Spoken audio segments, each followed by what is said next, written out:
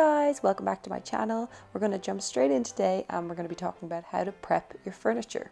First thing you need to do is prep your area, so put out your dust sheet if you need one, and here I'm just putting it on little tins. It just helps to get the bottom of the table legs, and then I'm going to start cleaning.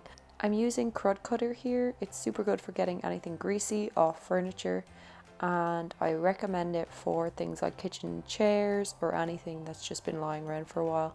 I usually actually use sugar soap, but I didn't have any here, so that is what I'm using.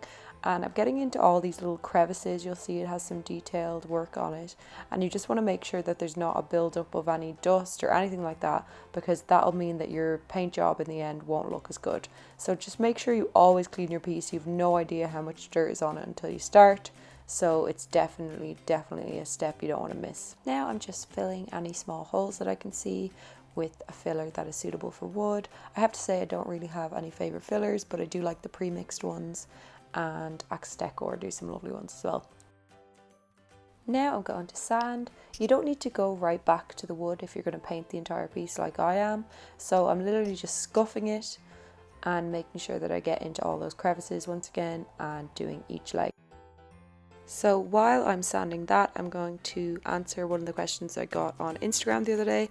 This person wants to know what to do when sanding a piece that is already painted twice but badly. So what I would do personally, depends on how badly it's painted, but I would probably use a paint stripper to remove the paint that's on it initially. If there's a lot of drips and stuff like that, you're going to spend a lot of time sanding, even with an electric sander. So if it's all right and you think you get away with it, then I would use an electric sander, and I would start with a really rough sandpaper and then I would go down to a smoother one.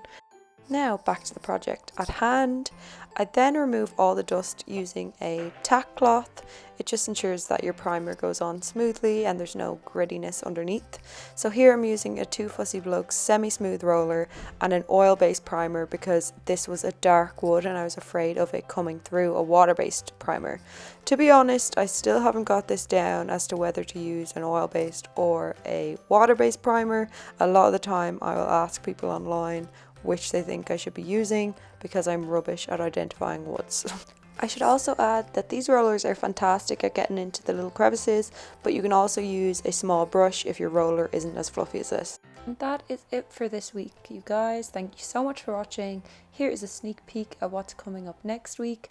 Make sure you're following me on Instagram at colourfulsaz, and like and subscribe if you enjoyed this video.